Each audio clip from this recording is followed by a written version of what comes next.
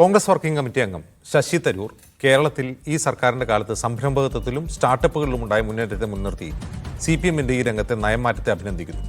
കോൺഗ്രസ് ദേശീയ നേതൃത്വം ഉൾപ്പെടെ അതിനെ തള്ളിപ്പറയുന്നു. മുഖ്യമന്ത്രിയും CPM-ഉം തരൂരിനെ പുകഴ്ത്തുന്നു. ഇനിയും പ്രതിപക്ഷത്തായാൽ പഴയ നിലപാടിലേക്ക് പോവരുത് എന്ന് CPM-നെ ഉപദേശിക്കുന്ന തരൂർ ഈ സർക്കാരിന് താൻ 100% ശരിവെക്കുന്നില്ല എന്നും പറഞ്ഞതിൽ ഉറച്ചു നിൽക്കുകയും ചെയ്തു. തരൂർ യഥാർത്ഥത്തിൽ പറഞ്ഞതെന്താണ്? കോൺഗ്രസും CPM-ഉം കേട്ടതെന്താണ്? ആദ്യം ഇന്ന് പല പാർട്ടികളിലെ നേതാക്കളുടെ പ്രതികരണം.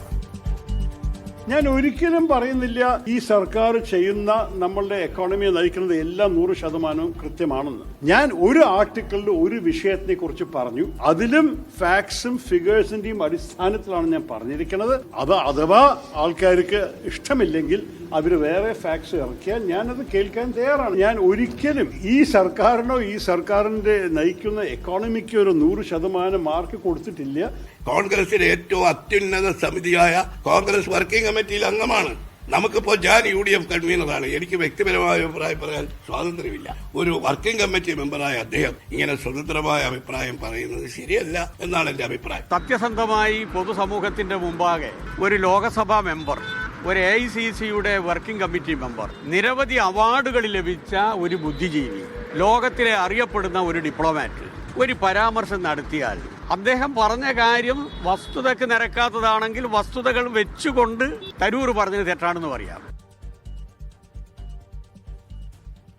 ഈ ചർച്ചയിൽ നമ്മോടൊപ്പം അതിഥികളായി കോൺഗ്രസ് വക്താവ് അനിൽ ബോസ്, രാഷ്ട്രീയ നിരീക്ഷകൻ NP ചെക്കുട്ടി, CPM വക്താവ് VK സനോജ് എന്നിവർ. ആദ്യം VK സനോജിലേക്ക്. സനോജ്, ഈ ഇന്ത്യൻ എക്സ്പ്രസിൽ ശശി തരൂർ എഴുതിയ ലേഖനം, ആ ലേഖനത്തിൽ വിവാദമായ കാര്യം സംസ്ഥാന സർക്കാർ കൈവരിച്ച 2 നേട്ടങ്ങൾ അദ്ദേഹം എടുത്തു പറഞ്ഞതാണ്. അതായത്, ഒന്ന് സംരംഭകത്വത്തിൻ്റെ കാര്യത്തിലാണെങ്കിൽ ഈസ് ഓഫ് ഡൂയിങ് ബിസിനസ്സിൽ കേരളം നേടിയ ഒരു ഉയർച്ച, അല്ലെങ്കിൽ അത് സംബന്ധിച്ച് കേന്ദ്ര സർക്കാർ നമുക്ക് നൽകിയ ഒരു അംഗീകാരം. മറ്റൊന്ന് സ്റ്റാർട്ടപ്പുകൾ സംബന്ധിച്ച് കേരളം കൈവരിച്ച ഒരു നേട്ടം. അപ്പോൾ ഈ 2 കാര്യങ്ങൾ എടുത്തു പറഞ്ഞുകൊണ്ട് ശശി തരൂർ പറയുന്നത് ഇത് നേട്ടമാണെന്ന് കാണുമ്പോൾ തന്നെ CPM മുൻ നിലപാട് തിരുത്തിയതിൽ അദ്ദേഹത്തിന് സന്തോഷമുണ്ട്. നാളെ 2026 പ്രതിപക്ഷത്തായാൽ പഴയ നിലപാടിലേക്ക് തിരിച്ചു പോകരുതെന്നൊരു ഉപദേശവും നൽകുന്നുണ്ട്. ഇങ്ങനെ പറയുമ്പോൾ എന്തിനാണ് CPM ശശി തരൂരിനെ പുകഴ്ത്തുന്നത്? AK ബാലനൊക്കെ പറയുന്നത് അദ്ദേഹത്തെ പുകഴ്ത്തുകയാണ് വല്ലാതെ. അതിൻ്റെ ആവശ്യമുണ്ടോ?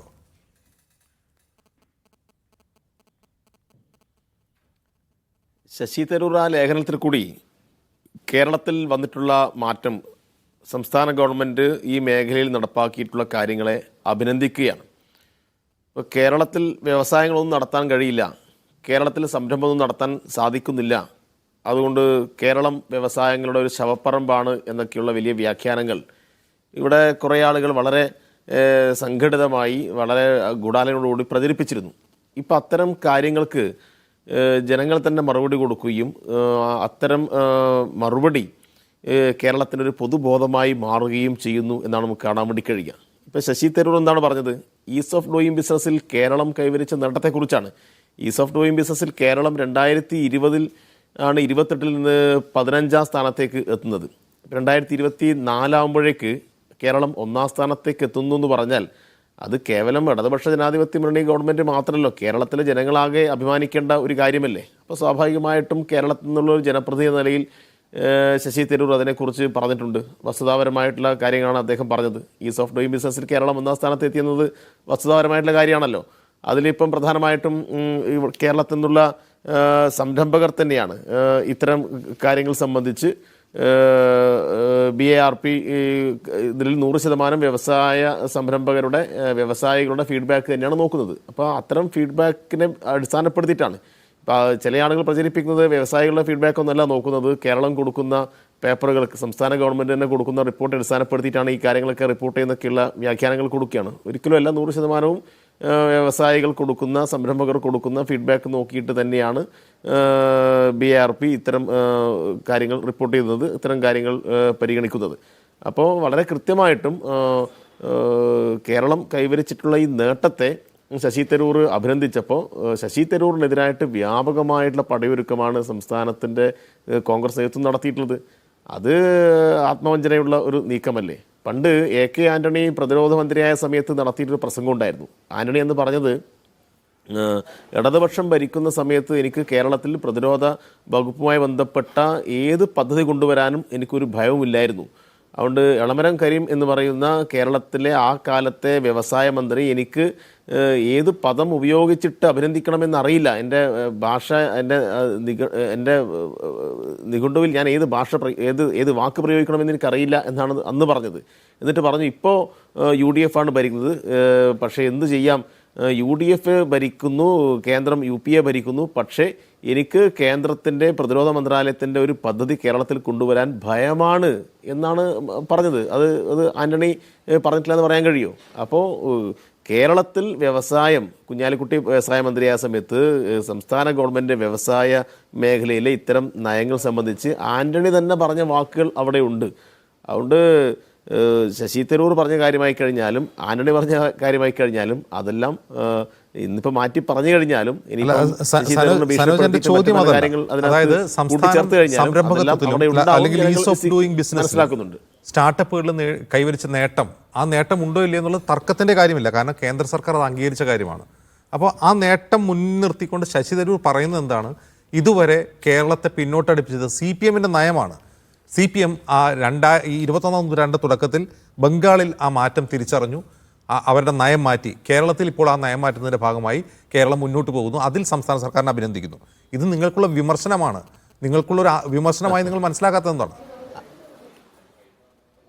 അജിംസ് അതെപ്പോഴാണ് പറഞ്ഞത്? ആ ലേഖനത്തിൽ പറയുന്നത് അങ്ങനെയാണ്. ആ ലേഖനം വായിച്ചതാണ് ശശി തരൂർ ആ ലേഖനത്തിൽ പറയുന്നത് അതാണ്. അതെ അതെ. നേരത്തെ എന്തായിരുന്നു പറഞ്ഞത്? അല്ല, ആ ലേഖനത്തിൽ പറയുന്ന കാര്യം നിങ്ങൾ ആ ലേഖനം വായിച്ചിട്ടാണ് അദ്ദേഹത്തെ പുകഴ്ത്തുന്നത്. യഥാർത്ഥത്തിൽ അത് നിങ്ങൾ പുകഴ്ത്തുന്നതാണോ അതോ വിമർശിക്കുന്നതാണോ എന്ന് നിങ്ങൾക്ക് മനസ്സിലാവുന്നുണ്ടോ? പറയട്ടെ.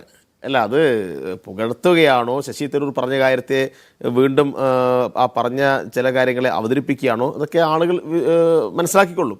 ഇവിടെ 1957 ഗവൺമെൻറ് അധികാരത്തിൽ വരുന്ന സമയത്ത് EMS മുഖ്യമന്ത്രിയായ ഘട്ടത്തിൽ ബിർളയെ പോലെയുള്ള ആളുകളെ കേരളത്തിലേക്ക് ക്ഷണിച്ചു കൊണ്ടുവന്ന് വ്യവസായം നടത്തിച്ച ആളുകളാണ്. അപ്പോൾ അന്ന് ആളുകൾ കുറേ അയ്യോ വ്യവസായം നടത്താൻ വേണ്ടി ബിർളയെ പോലുള്ള ആളുകളെ ക്ഷണിക്കുന്നു. അന്ന് EMS-നെ പോലുള്ള ആളുകൾ കൊടുത്ത മറുപടി, കേരളത്തിൽ ഇപ്പോൾ കമ്മ്യൂണിസം നടപ്പാക്കാനല്ല ഈ ഗവൺമെൻറ് ശ്രമിക്കുന്നത്. അപ്പോൾ കേരളത്തിൽ വ്യവസായങ്ങൾ കൊണ്ടുവരാൻ ഒന്നാം EMS ഗവൺമെൻറ് തന്നെ മുൻകൈ എടുത്തിരുന്നു എന്നതിന് വളരെ കൃത്യമായ തെളിവ് ഇവിടെ ഉണ്ടല്ലോ. അപ്പോൾ ഏതെല്ലാം ഘട്ടത്തിൽ കേരളത്തിൽ ഇടതുപക്ഷം അധികാരത്തിൽ വന്നിട്ടുണ്ടോ ആ ഘട്ടത്തിലെല്ലാം വ്യവസായങ്ങൾ കൊണ്ടുവരാൻ ആവശ്യമായിട്ടുള്ള ശ്രമങ്ങൾ നടത്തിയിട്ടുണ്ട്. ഇപ്പോൾ കേരളത്തിൽ ആദ്യമായിട്ടൊരു IT പാർക്ക് കൊണ്ടുവന്ന ആരാണ്? അത് സഖാവ് നായനാരുടെ നേതൃത്വത്തിലുള്ള ഗവൺമെൻറ്റാണ്. ഇന്ന് കേരളത്തിലെ 5 IT പാർക്കുകളിൽ 4ഉം ഇടതുപക്ഷ ജനാധിപത്യം വേണ്ടി സ്ഥാപിച്ചതാണ്. നായനാരാണ് IT പാർക്ക് കൊണ്ടുവന്നത് എന്ന് പറഞ്ഞാൽ ഇപ്പോൾ ആളുകൾക്ക് അത്ര വിശ്വാസം ഉണ്ടാവില്ല. കാരണം എന്ന് വെച്ചാൽ ചില മാധ്യമങ്ങൾ കേരളത്തിൽ IT രംഗത്ത് വരുന്ന വികസനത്തെല്ലാം വലിയ എതിർപ്പുണ്ടാക്കിയ ആളുകളാണ് ഞങ്ങളെന്ന് നിരന്തരം പ്രചരിപ്പിച്ചുകൊണ്ടിരിക്കുകയാണ്. അപ്പോൾ അതുകൊണ്ട് കേരളത്തിൻ്റെ സമഗ്രമായ വികസനത്തിന് ഊന്നുന്ന അതിനെ മുന്നോട്ട് നയിക്കുന്ന എല്ലാ അടിസ്ഥാനപരമായിട്ടുള്ള പദ്ധതികൾക്കും തുടക്കം കുറിക്കാൻ കേരളത്തിൽ ബിർളയെ കൊണ്ടുവന്നത് നിരവധി അംഗീകാരങ്ങൾ കിട്ടുന്നു. LDF സർക്കാരാണ്. അങ്ങനെ വ്യവസായങ്ങളുടെ കാര്യത്തിൽ നിർണായകമായ തീരുമാനങ്ങൾ എടുക്കുകയും നടപ്പാക്കുകയും ചെയ്തത് LDF സർക്കാരാണ് എന്ന് നിങ്ങളുടെ വാദം മനസ്സിലാക്കാതെ നിങ്ങൾ വിമർശിക്കുകയാണ് തരൂർ. പകരം നിങ്ങൾ എന്താണ് അദ്ദേഹത്തെ ചെയ്യുന്നത്? അദ്ദേഹത്തെ പുകഴ്ത്തുകയാണ്. ഞങ്ങൾ പറഞ്ഞത് എന്താണ്? Shashi Tharoor ease of doing ബിസിനസിൻ്റെ കാര്യത്തിൽ പറഞ്ഞ കാര്യങ്ങൾ, ശശി തരൂരോട് ഞങ്ങൾക്ക് വിവിധ വിഷയങ്ങളിൽ രാഷ്ട്രീയമായ അഭിപ്രായ വ്യത്യാസമുണ്ട്. ശശി തരൂർ വലതുപക്ഷ രാഷ്ട്രീയത്തിൻ്റെ ഭാഗമായി നിൽക്കുന്ന ആളാണ്. പക്ഷേ ഈ ലേഖനത്തിൽ ചൂണ്ടിക്കാണിച്ച ചില കാര്യങ്ങൾ കേരളത്തിൻ്റെ യാഥാർത്ഥ്യമാണ് ഇപ്പോൾ വിളിച്ചു പറയുന്നത്. യാഥാർത്ഥ്യം എന്ന് പറഞ്ഞാൽ കേരളം സംരംഭകത്വത്തിൻ്റെ കാര്യത്തിൽ, കേരളം വ്യവസായികളെ ആകർഷിക്കുന്ന കാര്യത്തിൽ, നിക്ഷേപങ്ങൾ ഇങ്ങോട്ട് ആകർഷിക്കുന്ന കാര്യത്തിൽ കൈവരിച്ചിട്ടുള്ള വലിയ നേട്ടത്തെക്കുറിച്ച് ശശി തരൂർ പറഞ്ഞിട്ടുണ്ട്. ആ കാര്യത്തെ ഞങ്ങൾ അംഗീകരിക്കുന്നു. ഓക്കെ, അത് മാത്രമേ ഉള്ളൂ. അപ്പോൾ പുകഴ്ത്തിയത് എന്തിനാണ്? ഇപ്പോൾ AK ബാലൻ അദ്ദേഹത്തെ ഡിപ്ലോമാറ്റെന്ന് പോയിരുന്നു, വിശ്വപൗരെന്ന് പോയിരുന്നു, എന്താണെന്ന് നമുക്ക് അറിയില്ല. ബാലൻ തന്നെ വിശദീകരിക്കേണ്ടി വരും. ശ്രീ അനിൽ ബോസ്, യഥാർത്ഥത്തിൽ ശശി തരൂർ എഴുതിയ ലേഖനത്തിൻ്റെ ആകത്തുക ഇതാണ്: CPM പണ്ട് സ്വീകരിച്ച നിലപാട് മൂലം കേരളം വ്യവസായ വികസനത്തിൽ പിന്നോട്ടായിരുന്നു. ഇപ്പോഴവർ അത് തിരുത്തുന്നു. അതിൻ്റെ ഫലമായി ഈസ് ഓഫ് ഡൂയിങ് ബിസിനസ്സിലും സ്റ്റാർട്ടപ്പുകളുടെ കാര്യത്തിലും വൻ നേട്ടം കൈവരിച്ചിരിക്കുന്നു എന്ന് അദ്ദേഹം ഉദ്ധരിക്കുന്നത് വാണിജ്യ മന്ത്രാലയത്തിൻ്റെയും മറ്റും ഉള്ള റാങ്കിംഗ് ആണ്. ആ റാങ്കിംഗ് ഉള്ളതാണ്. അപ്പോൾ ഉള്ള ഒരു കാര്യത്തെ അദ്ദേഹം ഉദ്ധരിച്ചുകൊണ്ട് CPM 2026 പ്രതിപക്ഷത്ത് പോയാൽ പഴയ നിലപാടിലേക്ക് തിരിച്ചു പോകരുത് എന്ന് അദ്ദേഹം പരിഹാസ രൂപേണ ഉപദേശിക്കുകയും ചെയ്യുന്നുണ്ട്. എന്തിനാണ് നിങ്ങൾ ശശി തരൂരിനെ വിമർശിക്കുന്നത് ഈ ഘട്ടത്തിൽ?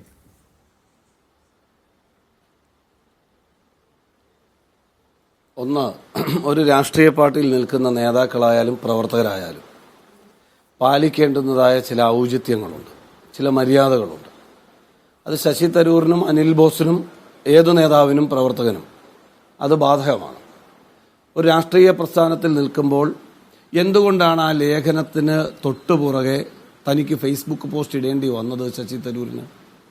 എന്തുകൊണ്ടാണ് വീണ്ടും പത്രക്കാരെ കണ്ട് അദ്ദേഹത്തിന്റെ നിലപാടുകൾ ഞാൻ ഇന്നതാണ് ഉദ്ദേശിച്ചത് എന്ന് പറയേണ്ടി വന്നത്? എന്തുകൊണ്ടാണ്? CPM അദ്ദേഹത്തെ അനുകൂലിക്കുന്ന ലേഖനത്തിൽ ഏതാണ്ട് ഈസ് ഓഫ് ഡൂയിങ് ബിസിനസ്സിൽ നേട്ടമുണ്ടാക്കി എന്നവരെ പ്രശംസിച്ചു എന്ന് കേട്ടപ്പോൾ തന്നെ അതുവരെയുള്ള അവരുടെ അഭിപ്രായം മാറി ശശി തരൂരിനെ കുറിച്ച്. ശശി തരൂരിനെ വ്യക്തിഹത്യ ചെയ്തത് അവർ മറക്കുന്നു. ശശി തരൂരിനെ കുറിച്ച് ആക്ഷേപിച്ചത് അവർ മറക്കുന്നു. അവരെ അദ്ദേഹത്തിന്റെ കുടുംബജീവിതത്തെ അസ്വസ്ഥമാക്കിയ കാര്യങ്ങൾ പറഞ്ഞ് പ്രചരിപ്പിച്ചത് അവർ മറക്കുന്നു. ഇതെല്ലാം മറന്നിട്ട് ഒരു സുപ്രഭാതത്തിൽ അവർ ശശി തരൂരിന്റെ ആരാധകരായി മാറുന്നത് എനിക്ക് സന്തോഷമാണ്. കാരണം അദ്ദേഹം ഇന്ത്യൻ പാർലമെന്റ് അംഗവും ഇന്ത്യൻ നാഷണൽ കോൺഗ്രസിന്റെ വർക്കിംഗ് കമ്മിറ്റി അംഗമാണ്. അദ്ദേഹത്തിന് സിന്ദാബാദ് വിളിക്കാൻ DYFIക്കാരും CPMകാരും വരട്ടെ, നമുക്ക് സന്തോഷം. പക്ഷെ എന്റെ ചോദ്യം, അങ്ങനൊരു ലേഖനത്തെ തുടർന്നുണ്ടായ വിവാദത്തിന്റെ തൊട്ടുപിറ്റേ ദിവസം മുതൽ തന്റെ ഫേസ്ബുക്കിലും മാധ്യമപ്രവർത്തകരുടെ മുൻപാകെയും അദ്ദേഹം വളരെ കൃത്യമായി വിശദീകരിക്കേണ്ടി വരികയും ആ വിശദീകരിക്കുന്നത് നിങ്ങൾ കേട്ടില്ലേ? ആ വിശദീകരിച്ച CPMകാർക്ക് മനസ്സിലായില്ല എന്നുണ്ടോ? അദ്ദേഹം എഴുതിയത് മാത്രമേ ഇവർ അംഗീകരിക്കൂ, പറയുന്നതൊന്നും അംഗീകരിക്കുന്നില്ല എന്ന് ഇവർക്ക് അഭിപ്രായമുണ്ടോ? അംഗീകരിക്കില്ല എന്ന അഭിപ്രായമുണ്ടോ? സ്റ്റാർട്ടപ്പ് കൊണ്ടുവന്നത് ഉമ്മൻചാണ്ടിയാണെന്നും PK കുഞ്ഞാലിക്കുട്ടി വ്യവസായ വകുപ്പ് മന്ത്രിയായിരുന്നപ്പോഴാണെന്നും അത് തൊട്ട് ഇങ്ങോട്ട് നടന്നിട്ടുള്ള അതിന്റെ വികസന പ്രവർത്തനങ്ങളും അതിന്റെ ക്ഷേമ പ്രവർത്തനങ്ങളും അന്നത്തെ കാലത്ത് CPM അതിന് വിരുദ്ധ സമീപനമാണ് സ്വീകരിച്ചതെന്നും ഇപ്പോൾ അജിംസ് തന്നെ സൂചിപ്പിച്ചതുപോലെ ഇനി നിങ്ങളുടെ ഗവൺമെന്റ് മാറി UDFന്റെ ഗവൺമെന്റ് വന്നാൽ പഴയ പണി കാണിക്കരുത് എന്ന് പച്ചയ്ക്ക് ശശി തരൂർ പറഞ്ഞത് അവർക്കത് മനസ്സിലായില്ലെങ്കിൽ നമുക്കെന്ത് ചെയ്യാൻ പറ്റും? പക്ഷേ ശശി തരൂരിനെ കോൺഗ്രസ് പാർട്ടിയിൽപ്പെട്ട ആളുകൾക്കാർക്കെങ്കിലുമൊക്കെ ഏതെങ്കിലും സന്ദർഭത്തിൽ വിമർശിക്കേണ്ടി വന്നുവെങ്കിൽ അതിന്റെ കാരണം എന്താ? അദ്ദേഹം ഈ പറഞ്ഞ രണ്ടാമത്തെ ദിവസത്തെ അദ്ദേഹത്തിന്റെ ഫേസ്ബുക്ക് പോസ്റ്റും തുടർന്നുള്ള മാധ്യമ സംവാദങ്ങളിലും അദ്ദേഹം പറഞ്ഞ കാര്യങ്ങൾ ആ ലേഖനത്തിൽ ഉണ്ടായിരുന്നുവെങ്കിൽ ഇങ്ങനെ ഒരു ആശയക്കുഴപ്പം ഉണ്ടാകുമായിരുന്നില്ല. അതാണ് റിയാലിറ്റി. കേരളത്തിലെ കോൺഗ്രസിന്റെ പ്രവർത്തകർക്കോ നേതാക്കൾക്കോ അസ്വസ്ഥത ഉണ്ടായെങ്കിൽ അദ്ദേഹം പിന്നീട് പറഞ്ഞ കാര്യങ്ങൾ കൂടി ആ ലേഖനത്തിൽ ഉണ്ടായിരുന്നുവെങ്കിൽ ഇങ്ങനെ ഒരു അസ്വസ്ഥത ഉണ്ടാകുമായിരുന്നില്ല. എനിക്ക് തോന്നുന്നത് അൽബോസ് ഒരു കാര്യം വളരെ വ്യക്തമാണ്. ആ ലേഖനത്തിന്റെ ആകെ തുക എന്ന് പറയുന്നത് കമ്മ്യൂണിസ്റ്റ് പാർട്ടിയുടെ LDFന്റെ നയനിലപാട് മൂലം കേരളം ദീർഘകാലം വ്യവസായ വികസനത്തിൽ പിന്നോട്ടായിരുന്നു. അവരിപ്പോൾ നയം മാറ്റുന്നു. അതിന്റെ ഭാഗമായി ഈസ് ഓഫ് ഡൂയിങ് ബിസിനസ്സിലും സ്റ്റാർട്ടപ്പുകളുടെ കാര്യത്തിലും കേരളം നമ്പർ 1 ആയിരിക്കുന്നു. ഇത് നല്ല നിലപാടാണ്. ഇനി തിരിച്ച് നിങ്ങൾ പോകരുത്. ഇതിൽ നിങ്ങൾക്ക് എവിടെയാണ് പ്രശ്നം? അതിലെന്താണ് രാഷ്ട്രീയ ശരികേട്? അല്ല, അതിൻ്റെ അകത്ത് വളരെ കൃത്യമുണ്ട്. സ്റ്റാർട്ടപ്പുകളെ കുറിച്ച് പറയുമ്പോൾ തെറ്റിദ്ധാരണാജനകമാണ്. കാരണം സ്റ്റാർട്ടപ്പുകൾ കൊണ്ടുവന്ന ഒരു പാർട്ടിയുടെ പാർലമെന്റ് അംഗമായിരിക്കുന്ന ഒരാൾ അതിൽ കേവലമായ അതിൻ്റെ ഒരു അംശം മാത്രം എടുത്ത് വിവക്ഷിക്കുമ്പോൾ അതുണ്ടാക്കാൻ പോകുന്ന പ്രതിരോധമുണ്ട്. ആ പ്രതിരോധം ഞങ്ങളെ സംബന്ധിച്ച് രാഷ്ട്രീയമായി ചെറുക്കപ്പെടേണ്ട കാര്യമാണ്. കാരണം ഈ നാട്ടിൽ നടത്തിയിട്ടുള്ള വികസന പ്രവർത്തനങ്ങൾ ഓരോ ഘട്ടങ്ങളും നിങ്ങൾ എടുത്തു നോക്കൂ. ഇപ്പം എന്നെ സംബന്ധിച്ചിടത്തോളം ഞാൻ ആലപ്പുഴ ജില്ലക്കാരനാണ്. ആലപ്പുഴ ജില്ലയുടെ മുഖച്ഛായ മാറ്റിയ ഏറ്റവും പ്രധാനപ്പെട്ട വികസനം എന്ന് പറയുന്നത് ചങ്ങനാശ്ശേരി ആലപ്പുഴ റോഡിലെ നെടുമുടി പള്ളാത്തുരുത്തി പാലമാണ്. ആ പാലം 6 മാസക്കാലം ധനകാര്യ വകുപ്പ് മന്ത്രിയായിരുന്ന ശ്രീ തച്ചടി പ്രഭാകരന്റെ അദ്ദേഹത്തിന്റെ ഓർമ്മകൾക്ക് 25ാം വർഷമാകാണ് അദ്ദേഹം വിടവാങ്ങിയിട്ട്. അദ്ദേഹത്തിന്റെ 6 മാസക്കാലത്തെ ഭരണത്തിലാണ്. പദ്ധതി 20 വർഷമായി പല ഗവൺമെന്റുകൾ മാറി മാറി ശ്രമിച്ചിട്ട് നടന്നില്ല. പക്ഷെ ഇന്ന് കയറിന്റെ നാട്ടിൽ നിന്ന് കാപ്പിക്കുരുവിന്റെ നാട്ടിലേക്ക് ഒരു നടപ്പാത അല്ലെ റോഡ് എന്ന് പറയുന്ന ഗതാഗത സൗകര്യം എന്ന് പറയുന്നത് ഒരു നാടിന്റെ വികസനത്തിന്റെ മാറ്റം എന്ന് പറയുന്നത് വലുതായിരുന്നു. അത് സാക്ഷാത്കരിക്കപ്പെട്ടതിന് ശേഷം തെരഞ്ഞെടുപ്പ് വന്നതുകൊണ്ട് ഉദ്ഘാടനം ചെയ്യാൻ കഴിഞ്ഞില്ല. തെരഞ്ഞെടുപ്പിന്റെ 10ാം ദിവസം വന്ന മുഖ്യമന്ത്രി നായനാർ ഉദ്ഘാടനം ചെയ്തിട്ട് ഇത് നെടുമുടി പള്ളാത്തുരുത്തി പാലം ഇടതുപക്ഷത്തിന്റെ സംഭാവനയാണ് എന്ന് പറഞ്ഞാൽ, അങ്ങനെ ഏതെങ്കിലും ഒരു കോൺഗ്രസ് നേതാവ് പറഞ്ഞാൽ, അങ്ങനെ പറയുന്ന ഒരു സാഹചര്യം ഉണ്ടായാൽ ഞങ്ങൾ വിമർശിക്കില്ലേ? ഞങ്ങൾ വിമർശിക്കും. കരുണാകരൻ കേരളത്തിലെ മുഖ്യമന്ത്രി ആയിരുന്ന കാലത്തല്ലേ ആലപ്പുഴയുടെ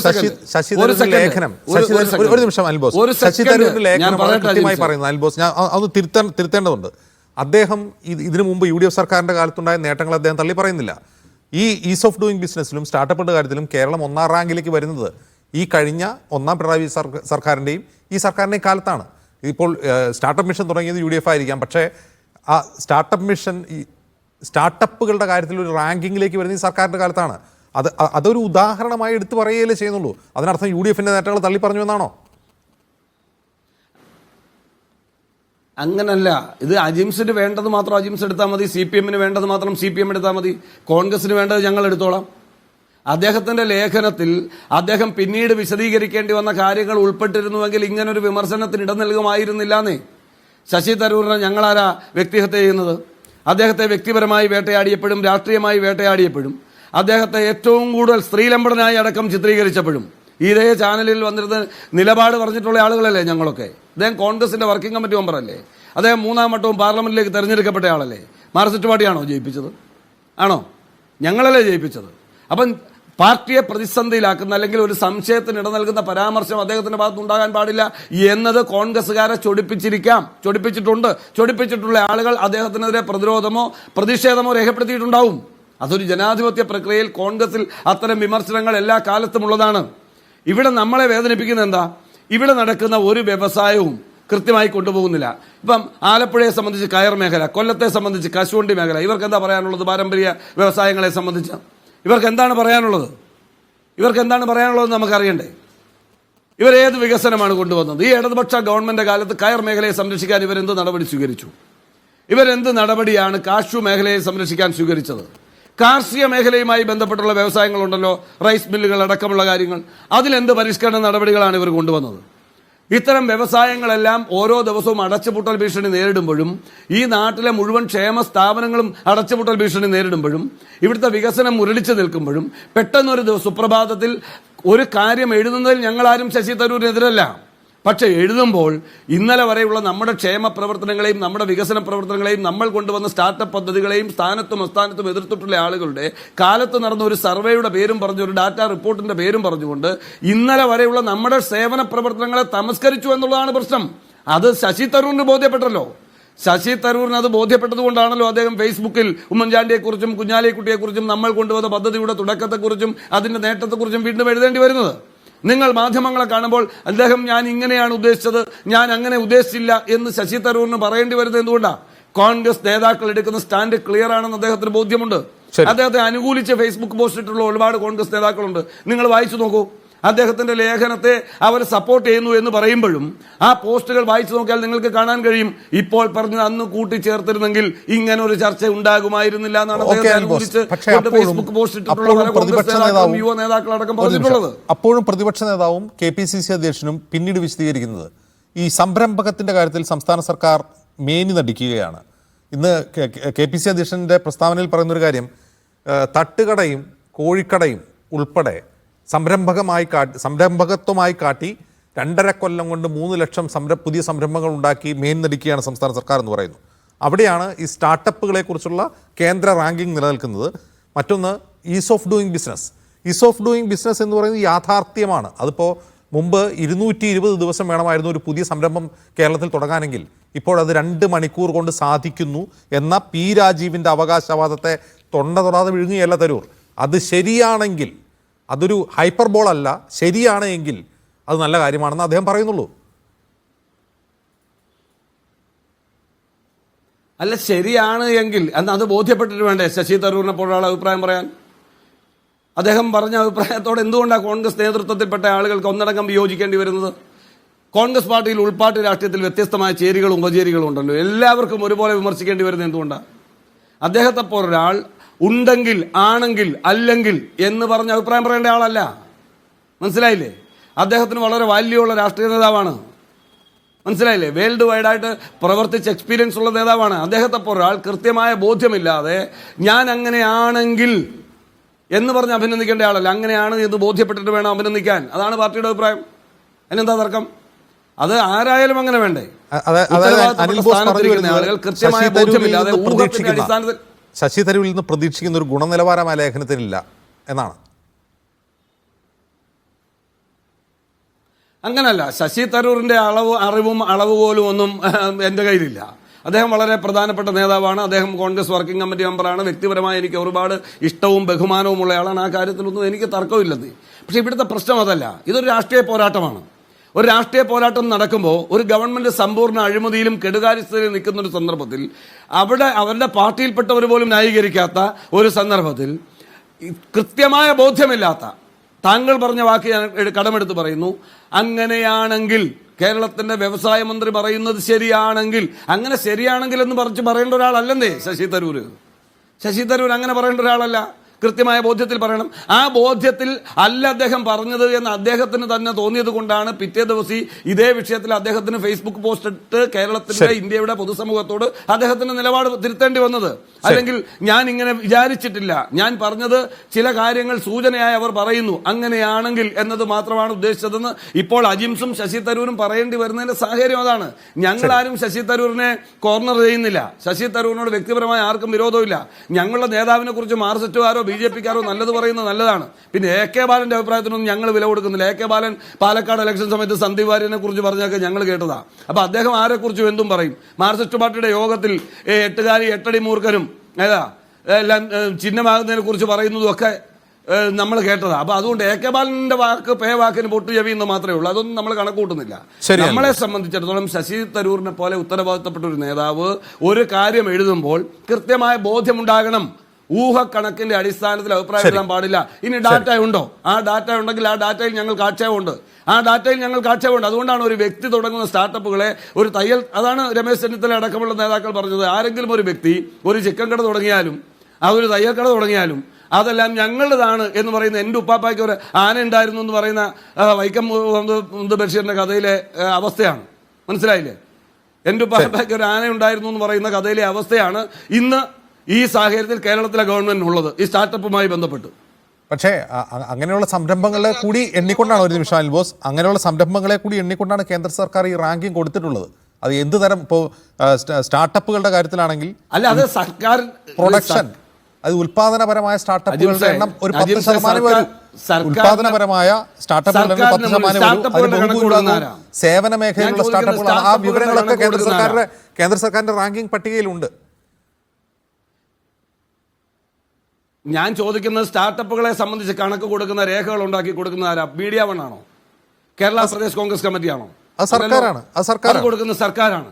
സർക്കാരിന് അല്ല, ഒരു മിനിറ്റ് ഞാൻ പറഞ്ഞോട്ടെ. നിങ്ങൾ എന്നെ ഡിസ്റ്റർബ് ചെയ്യാതെ, ഞാൻ പറയാനല്ലേ ഇവിടെ വന്നിരിക്കുന്നത്. എനിക്കിന്ന് തിരക്കൊണ്ടായിട്ടും വന്നിരിക്കുകയല്ലേ, അറിയാലോ നിങ്ങൾക്ക്. ഞാൻ പറഞ്ഞത് നിലവിലെ സാഹചര്യത്തിൽ സ്റ്റാർട്ടപ്പുകളുമായി ബന്ധപ്പെട്ട് ഡാറ്റ കൈമാറുന്ന ഗവൺമെന്റാണ്. 100% ഉറപ്പോടുകൂടി പറയുന്നു, ഗവൺമെന്റ് കൈമാറിയിട്ടുള്ള ഡാറ്റകൾ ഫേക്കാണ്. യാതൊരു കൃത്യതയുമില്ലാത്ത കണക്കുകളാണ് സമർപ്പിച്ചിരിക്കുന്നത്. കേന്ദ്ര സർക്കാർ കിട്ടിയ രേഖകളുടെ അടിസ്ഥാനത്തിൽ ഇവരെ അംഗീകരിച്ചിട്ടുണ്ടെങ്കിൽ അത് റിവ്യൂ ചെയ്യണമെന്ന് തന്നെയാണ് പ്രതിപക്ഷത്തിന്റെ നിലപാട്. റിവ്യൂ ചെയ്യണം. ഏതാണ് ഇവരുടെ 3 ലക്ഷം സ്റ്റാർട്ടപ്പുകൾ എന്ന് കേരളം അറിയട്ടെ. അവിടെ ലിസ്റ്റ് പുറത്തുവിടട്ടെ. ഈ ചർച്ചയിൽ ഇരുന്നുകൊണ്ട് ഈ ചർച്ചയിൽ പങ്കെടുക്കുന്ന CPM പ്രതി ഒരു 50 സ്ഥാപനങ്ങളെ കുറിച്ചല്ല. 3 ലക്ഷം എന്നുള്ളത് സംരംഭകത്വങ്ങളാണ്. അത് അതിൽ പറഞ്ഞ പെട്ടിക്കടയും എല്ലാം ഉൾപ്പെടുന്ന സംരംഭങ്ങളെ കുറിച്ചാണ്. അത് പലരും ചോദ്യം ചെയ്യപ്പെട്ടതാണ്, ശരിയാണ്. പക്ഷേ ഈ സ്റ്റാർട്ടപ്പ് എക്കോസിസ്റ്റത്തെ കുറിച്ചുള്ള കേന്ദ്ര സർക്കാരിന്റെ റാങ്കിങ് അത് റിയൽ ആണ്. അത് നമുക്ക് തള്ളിക്കളയാൻ കഴിയുമോ? ഞാൻ ചോദിക്കുന്നത് സർക്കാരിന് മുന്നിൽ വരുന്ന രേഖകളുടെ അടിസ്ഥാനത്തിലല്ലേ നിങ്ങളോ ഞാനോ ആണോ രേഖകൾ കൈമാറുന്നത്? ഈ സർക്കാരിന് ഖ്യാതി കിട്ടത്തക്ക രീതിയിൽ 3 ലക്ഷം യൂണിറ്റുകൾ ഉണ്ടായി എന്ന് പറഞ്ഞാൽ അത് ഏതാണെന്ന് ബോധ്യപ്പെടുത്തണമെന്നേ. അത് ഏതാണെന്ന് കേരളത്തിലെ പൊതുസമൂഹത്തെ അവർ ബോധ്യപ്പെടുത്തട്ടെ. സർക്കാരിന് നൽകിയ രേഖകൾ ഫേക്ക് ആണെന്ന് ഞങ്ങൾ ആരോപിക്കുന്നു. 3 ലക്ഷം സ്ഥാപനങ്ങളുടെ പേര് പറയേണ്ട 50 സ്ഥാപനങ്ങളുടെ പേര് ഈ ചർച്ചയിൽ CPM പ്രതിനിധി പറയട്ടെ, ഞാൻ കേട്ടിട്ട് അംഗീകരിക്കാം. അനിൽ ബോസ്, 3 ലക്ഷം എന്ന് പറയുന്നത് അത് നമ്മൾ പ്രേക്ഷകർ ഉൾപ്പെടെ തെറ്റിദ്ധരിക്കപ്പെടാൻ പാടില്ല. അതുകൊണ്ടാണ് ഞാൻ ഇടപെടുന്നതല്ല, പ്രേക്ഷകർ ഉൾപ്പെടെ തെറ്റിദ്ധരിക്കാൻ പാടില്ല എന്നുള്ളതാണ്. ഈ 3 ലക്ഷം എന്ന് പറയുന്നത് 2.5 വർഷം കൊണ്ട് ഈ സർക്കാർ പുതുതായി തുടങ്ങിയ സംരംഭങ്ങളുടെ കണക്കാണ്. ഈ സ്റ്റാർട്ടപ്പുകൾ എന്ന് പറയുന്നത് മറ്റൊരു ആശയമാണ്. അത് ഇന്നോവേറ്റീവ് ആയിട്ടുള്ള പ്രൊഡക്റ്റ് ഓർ സർവീസസ് ഉണ്ടാക്കാൻ കഴിയുന്ന പുതിയ സ്ഥാപനങ്ങളെ, ചെറുകിട സ്ഥാപനങ്ങളെയാണ് സ്റ്റാർട്ടപ്പുകൾ എന്ന് ഉദ്ദേശിക്കുന്നത്. അതിനുവേണ്ട എക്കോസിസ്റ്റം രൂപീകരിക്കുന്നതിൽ, കൂടുതൽ സ്റ്റാർട്ടപ്പുകൾ തുടങ്ങുന്നതിൽ കേരളം മുന്നിലാണ് എന്നാണ് കേന്ദ്ര സർക്കാർ കണ്ടെത്തിയത്. അല്ല, കേന്ദ്ര സർക്കാർ കണ്ടെത്തുന്നത് കേന്ദ്ര സർക്കാരിന്റെ മുന്നിൽ വരുന്ന രേഖകളുടെ അടിസ്ഥാനത്തിലാണ്. ആ രേഖകൾ കൊടുക്കുന്നത് ഈ സർക്കാരാണ്. ആ രേഖകൾ വ്യാജമാണ്, ഫേക്കാണ് എന്ന് ഞാൻ ഈ ചർച്ചയിൽ ആരോപിക്കുന്നു. കേരളത്തിലെ പ്രതിപക്ഷം ആരോപിക്കുന്നു. അതുമായി ബന്ധപ്പെട്ട പരിശോധനകൾ അനിവാര്യമാണ്. റിവ്യൂ വേണം ഈ വിഷയത്തിൽ. കാരണം ഇത് വ്യാജമായ കണക്കുകളാണ് അവതരിപ്പിച്ചിരിക്കുന്നത്. മനസ്സിലായില്ലേ? അജിംസെ, ഒരു കാര്യം. വ്യാജമായ കണക്കുകളാണ്. ഒരു നിമിഷം ഞാൻ ആ വിഷയത്തിലേക്ക് വരാം. നിങ്ങൾ രണ്ടുപേരിലേക്കും വരാം. MP ചെക്കുട്ടിയിലേക്ക് പോകേണ്ടത്. വ്യവസായികളുടെ, സംരംഭകരുടെ ഫീഡ്ബാക്ക് നോക്കിയിട്ടാണ് ഈ കാര്യങ്ങൾ നിർണ്ണയിക്കുന്നത് എന്നത് അനിൽ ബോസിന് അറിയാനിട്ടാണോ, അല്ലെങ്കിൽ അജിംസ് അറിയാതെ തിരുത്താതിരിക്കുന്നതാണോ? അല്ലല്ല, അതിൽ ഈ സ്റ്റാർട്ടപ്പുകളുടെ കാര്യത്തിൽ വ്യവസായികളുടെ ഫീഡ്ബാക്ക് നോക്കുന്നതിനാണ് അത്തരമൊരു കാര്യം. ഈ വ്യവസായികളുടെ ഫീഡ്ബാക്ക് നോക്കുന്ന കാര്യം കേന്ദ്ര സർക്കാരിന്റെ ഇത് സംബന്ധിച്ച മാനദണ്ഡങ്ങളിലില്ല. അതേസമയം മറ്റു ചില മാനദണ്ഡങ്ങളുണ്ട്. അവർ പരിശോധിക്കും. തീർച്ചയായിട്ടും സംസ്ഥാനത്തെ സാഹചര്യങ്ങൾ അവർ വെരിഫൈ ചെയ്യുമെന്നുള്ളത് ശരിയാണ്. ഈ വ്യവസായികളുടെ ആപ്ലിക്കൻസിന്റെ ഫീഡ്ബാക്ക് ഫോണിൽ വിളിച്ചു നോക്കി ഫീഡ്ബാക്ക് എടുത്തിട്ടാണ് ഇത് ചെയ്യുന്നതെന്നുള്ളത് കേന്ദ്ര സർക്കാർ പുറപ്പെടുവിച്ച മാനദണ്ഡത്തിലില്ല. അതുകൊണ്ട് ഞാൻ VK സനോജിന്റെ വാദത്തെ ഇപ്പോൾ ഞാൻ ഉൾക്കൊള്ളുന്നില്ല. നമുക്കതിലേക്ക് വരാം. ശ്രീ NP ചെക്കുട്ടി, ഇവിടെ ശശി തരൂരിന് സംഭവിക്കുന്നതാണ്. അദ്ദേഹം ഒരു അക്കാഡമിക്കാണ്, കോൺഗ്രസ്സുകാരനെ വിശേഷിപ്പിക്കുന്ന പോലെ ഒരു വിശ്വപൗരനാണ്, ഒരു ഡിപ്ലോമാറ്റാണ്, ഇന്ന് AK ബാലൻ പറഞ്ഞതുപോലെ. അങ്ങനെയൊക്കെയുള്ള ആയ ഒരാൾ ഓൺ ഗ്രൗണ്ട് രാഷ്ട്രീയത്തിൽ നിൽക്കുമ്പോൾ സംഭവിക്കുന്ന പ്രശ്നങ്ങളാണോ, അതല്ല ശശി തരൂരിനെ പോലെ ഉയർന്ന നിലവാരമുള്ള ഒരു രാഷ്ട്രീയക്കാരനെ ഇന്ത്യ പോലൊരു രാജ്യം അർഹിക്കുന്നില്ല എന്നാണോ? ഒന്നാമത്തെ കാര്യം, അദ്ദേഹം ഒരു കരിയർ പൊളിറ്റീഷ്യൻ എന്ന നിലയിൽ അദ്ദേഹം യഥാർത്ഥത്തിലൊരു എന്താ പറയുക സാധാരണ നിലയിലുള്ള ഒരു പൊളിറ്റീഷ്യൻ അല്ല. നമ്മുടെ നാട്ടിൽ സാധാരണ പൊതുരംഗത്ത് വന്നിട്ട് പലവിധ പ്രവർത്തനങ്ങളിലൂടെ വന്നിട്ട് പൊളിറ്റിക്സിൽ കയറി വരുന്ന ആളുകളുണ്ട്. അവരുടെ സാധാരണ രാഷ്ട്രീയ പ്രവർത്തകരാണ്, പൊതുജനങ്ങളുമായിട്ട് നേരിട്ടുള്ളത്. അദ്ദേഹം അങ്ങനെയല്ല. അദ്ദേഹം ഒരു എന്താ പറയുക ഒരു ലാറ്ററൽ എൻട്രിയാണ് ഇന്ത്യൻ പൊളിറ്റിക്സിലേക്ക്. അദ്ദേഹം ഐക്യരാഷ്ട്രസഭയിൽ വലിയ ജോലിയായിരുന്നു. ഇവിടെ പൊതുസേവനത്തിൻ്റെ ഭാഗമായിട്ട് പാർലമെൻറ്റിൽ വരാൻ വേണ്ടിയിട്ട് അദ്ദേഹം കോൺഗ്രസിനെ സമീപിച്ചു. അന്ന് കോൺഗ്രസ് അധികാരത്തിലുള്ള കക്ഷിയായതുകൊണ്ടായിരിക്കണം അദ്ദേഹം കോൺഗ്രസിനെ സമീപിച്ചിട്ടുണ്ടാകുക. അതല്ല വേറെ ഒരു കക്ഷിയായിരുന്നെങ്കിൽ അദ്ദേഹം ഒരുപക്ഷെ മറ്റ് കക്ഷികളിൽ നിന്ന്, കാരണം അദ്ദേഹം രാഷ്ട്രീയമായിട്ട് അങ്ങനെ ഒരു പ്രത്യേകമായ നിലപാടോ കൺവിക്ഷനോ ഉള്ള ആളായിട്ട് എനിക്ക് തോന്നിയില്ല. Is a politician with some career എന്താ പറയുക അംബീഷൻസ്. അത് മാത്രമാണ് അദ്ദേഹത്തെക്കുറിച്ച് നമുക്ക് പറയാൻ കഴിയുക. പക്ഷേ ഈ ലേഖനത്തിനകത്തുള്ള ഒരു പ്രശ്നം എന്ന് വെച്ചാൽ, ഈ ലേഖനം യഥാർത്ഥത്തിൽ നമ്മൾ വായിച്ചു, ചെറിയൊരു ലേഖനമാണ്, പക്ഷേ ഇതിനകത്ത് വായിച്ചു നോക്കുമ്പോൾ വളരെ ക്ലിയർ ആയിട്ട് ചില ഔചിത്യമില്ലായ്മകൾ അതിനകത്തുണ്ട്. ഞാനത് ഒരു പത്രപ്രവർത്തകൻ നിൽക്കാണ് അത് പറയുന്നത്. കാരണം അദ്ദേഹം ആ ലേഖനം സ്റ്റാർട്ട് ചെയ്യുന്നത് 91 ഡോക്ടർ മൻമോഹൻ സിംഗിൻ്റെ റിഫോംസുമായി ബന്ധപ്പെട്ടുള്ള വളരെ അത് രാജ്യത്തിനുണ്ടാക്കിയ വമ്പിച്ച നേട്ടങ്ങളെക്കുറിച്ച് പറഞ്ഞുകൊണ്ടാണ്. പക്ഷേ ഈ 91 റിഫോംസ് കേരളത്തിൽ വരുന്നത് യഥാർത്ഥത്തിൽ ആൻ്റണിയുടെ സർക്കാരിൻ്റെയൊക്കെ കാലം മുതലാണ് വളരെ കൃത്യമായിട്ട് ആ ഒരു പുതിയ തരത്തിലുള്ള ഇക്കണോമിക് പോളിസി നമ്മൾ വരുന്നത്. അതുകൊണ്ട് ആ സമയത്തുണ്ടാക്കിയ ഇനീഷ്യേറ്റീവ്സ്, നേരത്തെ ഇപ്പോൾ വിദ്യാഭ്യാസ മേഖലയിൽ അല്ലെങ്കിൽ ഇൻഫ്രാസ്ട്രക്ചറിൻ്റെ മേഖലയിൽ ഇൻവെസ്റ്റ്മെൻറ്റ് കൊണ്ടുവരുന്നതിലൊക്കെ ഉണ്ടാക്കിയ നേട്ടങ്ങൾ ഒരു 10-20 വർഷങ്ങളുടെ ഹിസ്റ്ററി അവിടെയുണ്ട്. അത് പൂർണ്ണമായിട്ടും അദ്ദേഹം അവഗണിക്കുന്നുണ്ട് ആ ലേഖനത്തിൽ. അതേസമയത്ത് മൻമോഹൻ സിംഗിൻ്റെ കാര്യത്തെക്കുറിച്ച് കേന്ദ്ര സർക്കാരിൻ്റെ റിഫോംസിനെ കുറിച്ച് അദ്ദേഹം കൃത്യമായിട്ട് പറയുന്നുണ്ട്. പക്ഷേ ഈ 20 വർഷക്കാലം, ഏതാണ്ട് 20-25 വർഷക്കാലത്തെ കേരളത്തിലെ നമ്മുടെ സാമ്പത്തിക വികസനത്തിൻ്റെ ചരിത്രം മറച്ചു വെച്ചുകൊണ്ട്, അല്ലെങ്കിൽ അത് ഇഗ്നോർ ചെയ്തുകൊണ്ട് അദ്ദേഹം നേരെ പിണറായി വിജയൻ്റെ സർക്കാരിലേക്ക് വരുന്നു. അത് ഒരു രാഷ്ട്രീയമായിട്ടുള്ള ഒരു പെശകാണെന്ന് എന്തോന്ന് എനിക്ക് പറയാൻ പറ്റില്ല. അക്കാദമിക്കായിട്ട് നോക്കിക്കഴിഞ്ഞാൽ, ഒരു ചരിത്രപരമായ വിശകലനത്തിൻ്റെ നോക്കിക്കഴിഞ്ഞാൽ അതൊരു വിശാലമായ, അതിനകത്ത് അയക്കാനുള്ള സർക്കാരുണ്ട്. ശ്രീ ചെക്കുട്ടി, ലേഖനത്തിൽ ശശി തരൂർ ഒരു കാര്യം പറയുന്നുണ്ട്. 21ാം നൂറ്റാണ്ടിന്റെ തുടക്കത്തിൽ വെസ്റ്റ് ബംഗാളിലും കേരളത്തിലും കമ്മ്യൂണിസ്റ്റുകാർ മുതലാളിത്തമാണ് വികസനത്തിന് നല്ലത് എന്ന് തിരിച്ചറിഞ്ഞു എന്ന കാര്യം കൂടി പറയുന്നുണ്ട്. അല്ല, കമ്മ്യൂണിസ്റ്റുകാരെ കുറിച്ചല്ലല്ലോ അദ്ദേഹം യഥാർത്ഥത്തിൽ അദ്ദേഹം സ്റ്റാർട്ട് ചെയ്യുന്നത് എവിടെയാണ്? അദ്ദേഹം സ്റ്റാർട്ട് ചെയ്യുന്നത് ഇന്ത്യയിലുള്ള ഇക്കണോമിക് റിഫോംസിലാണ് സ്റ്റാർട്ട് ചെയ്യുന്നത്.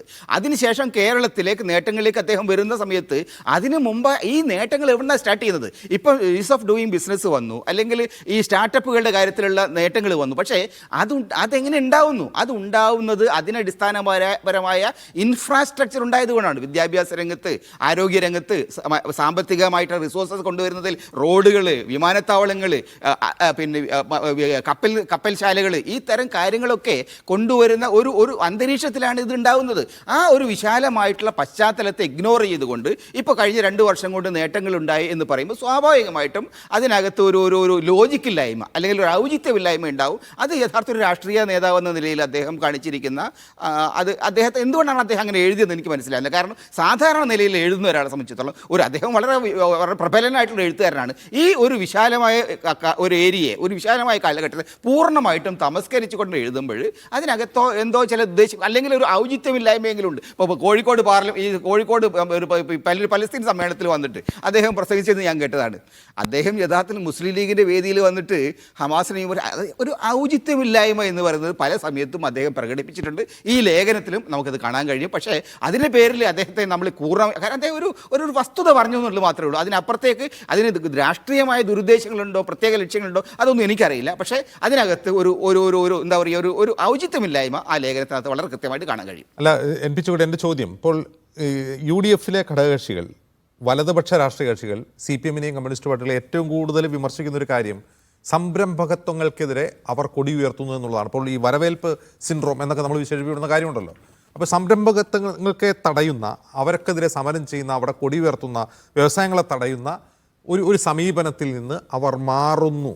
ആ മാറുന്നത് വളരെ നല്ല കാര്യമാണ്. ആ മാറുന്നതിന് നേട്ടമുണ്ടാവുന്നുണ്ട് എന്ന് കാണിക്കാൻ മാത്രം ഈ സ്റ്റാർട്ടപ്പുകളുടെയും സംരംഭകത്തുകളുടെ എണ്ണത്തിൻ്റെ കാര്യം കൂട്ടുന്നതിൽ എന്താണ് പ്രശ്നം? അല്ല, അങ്ങനെയല്ലത്. ഞാനതിനെ അങ്ങനെ ആ രൂപത്തിലല്ല. അദ്ദേഹം അതിനെ കമ്മ്യൂണിസ്റ്റുകാരെ കളിയാക്കുന്നുണ്ട്. കമ്മ്യൂണിസ്റ്റുകാരുടെ പാരമ്പര്യങ്ങളൊക്കെയാണ്. 26-ൽ വീണ്ടും അവർക്ക് അധികാരം നഷ്ടപ്പെട്ടാൽ അവർ വീണ്ടും പഴയ രൂപത്തിലേക്ക് പോകുന്നുണ്ടെന്നൊക്കെ പറയുന്നുണ്ട്. അതൊക്കെ ശരിയാണ്. കമ്മ്യൂണിസ്റ്റുകാരെ സംബന്ധിച്ചിടത്തോളം ആ വിമർശനങ്ങൾ മാത്രമല്ല, അദ്ദേഹം വേറൊരു കാര്യമുണ്ട്. കേരളത്തിൽ നാട്ടിലൊക്കെ കർഷക ആത്മഹത്യകൾ വെച്ച് പറയുമ്പോൾ ഇവിടെ ഇൻവെസ്റ്റേഴ്സിൻ്റെ ആത്മഹത്യ നടന്നിരിക്കുന്ന ഒരു നാടാണ് കേരളം എന്ന് പറയുന്നുണ്ട്. അത് നമുക്കറിയാം. ആരാണ് ഇങ്ങനെ ഇൻവെസ്റ്റേഴ്സ് വന്നിട്ട് ആത്മഹത്യ ചെയ്യേണ്ടി വന്നിട്ടുള്ള നാട് ഏതാണ്, ഏത് നാട്ടിലാണ് അങ്ങനെ സംഭവിച്ചത്, ആരാണ് അതിന് കാരണക്കാർ, ഇതൊക്കെ നാട്ടുകാർക്ക് അറിയാം. ഇതൊക്കെ ഇരിക്കെ തന്നെ ഈ ഇപ്പോൾ ഉണ്ടായിരിക്കുന്ന നേട്ടങ്ങൾ, ആ നേട്ടങ്ങളെക്കുറിച്ച് നമ്മൾ പുകഴ്ത്തി പറയുമ്പോൾ ആ നേട്ടങ്ങൾക്ക് ആധാരമായ വസ്തുതകൾ, സാമ്പത്തികമായിട്ടുള്ള റിയാലിറ്റീസ്, അതിനാവശ്യമായ ഇൻഫ്രാസ്ട്രക്ചർ അതെവിടെ നിന്ന് വന്നു എന്ന് പറയാനുള്ള ഉത്തരവാദിത്വം ഉണ്ടായിരുന്നു. അത് വന്നത് AK ആന്റണി മുതൽ ഉമ്മൻചാണ്ടി വരെയുള്ള നേതാക്കളുടെ കാലത്തുണ്ടായിരിക്കുന്ന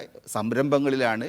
അപ്പോൾ അതുകൂടി പറഞ്ഞിരുന്നെങ്കിൽ, ഒരു സെൻറ്റൻസ് മാത്രമേ വേണ്ടൂ, അതും കൂടി പറഞ്ഞിരുന്നെങ്കിൽ അത് പൂർണ്ണമാകുമായിരുന്നു ആ ലേഖനം. അത് പറയാതിരുന്നത്, അത് അറിയാതിരുന്നിട്ടാവില്ല അദ്ദേഹം. എന്തുകൊണ്ടോ അത് പറയാതിരുന്നു എന്നുള്ളതാണ് പലപ്പോഴും വായിക്കുന്നവർക്ക് അത് തോന്നുക. എന്നെ സംബന്ധിച്ചോളം ആ ഒരു കാഴ്ചപ്പാടിലൂടെയാണ് ഞാനത് വായിച്ചിട്ടുള്ളത്.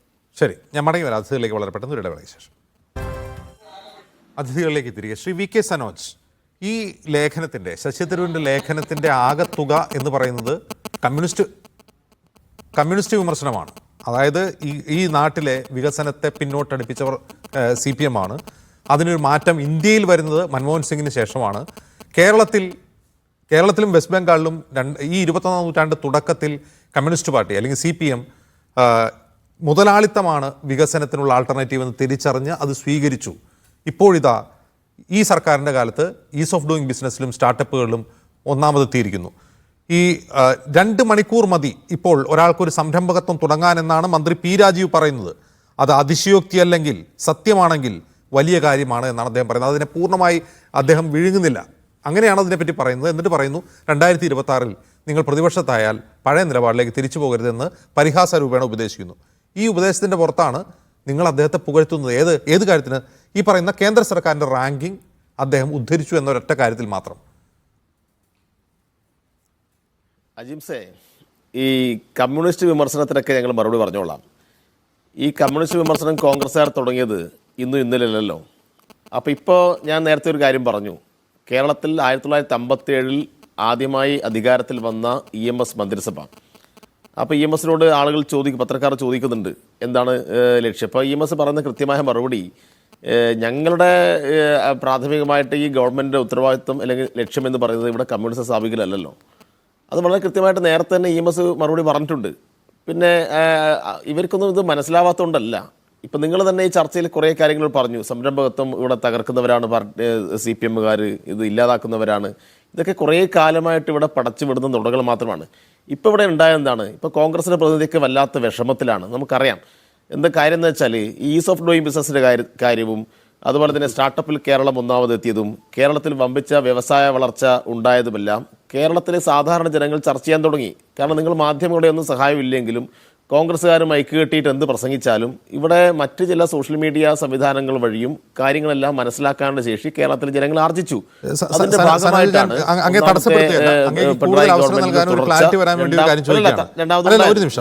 സംരംഭകത്തിന്റെ കാര്യത്തിൽ UDF-ന് തർക്കമുണ്ട്. സ്റ്റാർട്ടപ്പുകളുടെ കാര്യത്തിൽ അവർ സംശയം. ഇതൊരു കാര്യം സനോജ്, ഒറ്റ കാര്യം, ഇതൊക്കെ ഈ റാങ്കിങ് ഉള്ളതോടൊപ്പം തന്നെ ഏറ്റവും കൂടുതൽ FDI വരുന്ന സംസ്ഥാനം കേരളമല്ല. ഈ പറയുന്ന സംരംഭകങ്ങൾ നിക്ഷേപം ആകർഷിക്കുന്നുണ്ടോ എന്നൊരു കാതലായ ക്വസ്റ്റ്യൻ കൂടി ശശി തരൂർ ചോദിക്കുന്നുണ്ട്. നിക്ഷേപങ്ങൾ ആകർഷിക്കുന്ന കാര്യത്തിൽ കേരളം ഇപ്പോഴും മുൻപന്തിയിലല്ല. ആയിക്കോട്ടെ, ഞങ്ങളിപ്പോൾ പറയുന്നത് എന്താണ്? കേരളം നേരത്തെ എന്നും വ്യത്യസ്തമായി വളരെയധികം മുന്നോട്ട് പോയി. അവിടെ നിൽക്കണമെന്ന് നിങ്ങൾ പറയുന്നില്ല. ഇനി ശശി തരൂർ വല്ല പോസിറ്റീവായിട്ടുള്ള കാര്യവും പറയുന്നുണ്ടെങ്കിൽ അത് മനസ്സിലാക്കി അതിനകത്ത് ഇടപെടാൻ ഞങ്ങൾക്കൊരു മടിയുമില്ല. ഇവിടെ ഒരു കാര്യം ഞാൻ പറയാം. ഇപ്പോൾ അനിൽ ബോസ് പറഞ്ഞല്ലോ പരമ്പരാഗത വ്യവസായ മേഖലയ്ക്ക് എന്ത് കൊടുത്തു എന്നൊക്കെ. പച്ചക്കള്ളല്ലേ ഇപ്പോൾ അനിൽ ബോസ് പറഞ്ഞത്? അനിൽ ബോസിന് ഞാൻ ചില മറുപടി പറഞ്ഞുതരാം. അനിൽ ബോസെ, 2011 മുതൽ 16 വരെ ഏത് ഗവൺമെൻറ്റാണ്? നിങ്ങളുടെ ഗവൺമെൻറ്റാണ്. ഖാദി മേഖലയ്ക്ക് നിങ്ങൾ കൊടുത്ത തുക 260.46 കോടിയാണ്. ഞങ്ങളുടെ ഗവൺമെൻറ് 2016 മുതൽ 2021 വരെ, അതിനുശേഷം 2023 വരെ ആകെ കൊടുത്ത തുക 426.52 കോടിയാണ്. നിങ്ങൾ പറഞ്ഞല്ലോ എന്താ കൊടുത്തത് എന്ന്. ഞാൻ പറഞ്ഞ കയർ മേഖലയ്ക്ക് എന്ത് കൊടുത്തു? അനിൽ ബോസ് ആലപ്പുഴയാണല്ലോ, വലിയ വേദനയോടുകൂടി ഇപ്പോൾ പറഞ്ഞല്ലോ. അനിൽ ബോസ്, നിങ്ങളുടെ കാലത്ത് കയർ മേഖല കൊടുത്തത് 599.90 കോടിയാണ്. ഞങ്ങളുടെ കാലത്ത് കൊടുത്തത് 1454.9 കെട്ടാണ്. 1454.9 കെട്ടാണോ വലുത്? നിങ്ങൾ കൊടുത്ത 599 ആണോ വലുത്? നിങ്ങൾ ഈ ചാനൽ ചർച്ചയിൽ വന്നിട്ട് ഞങ്ങൾക്ക് ഒരു ഡാറ്റയും ഇല്ല എന്ന് കരുതി എന്തെങ്കിലും വിളിച്ച് പറഞ്ഞ് പോകല്ല അനിൽ ബോസെ. കശുവണ്ടി മേഖലയ്ക്ക് നിങ്ങൾ കൊടുത്തത് എത്രയാണ്? UDFൻ്റെ കാലത്ത് കൊടുത്തത് 236 കോടിയാണ്. ഞങ്ങളുടെ കാലത്ത് കൊടുത്തത് 639.66 കോടിയാണ്. 639 ആണോ വലുത്? നിങ്ങൾ കൊടുത്ത 236 ആണോ വലുത്? ഇതാണ് നിങ്ങളുടെ സ്ഥിരം പരിപാടി.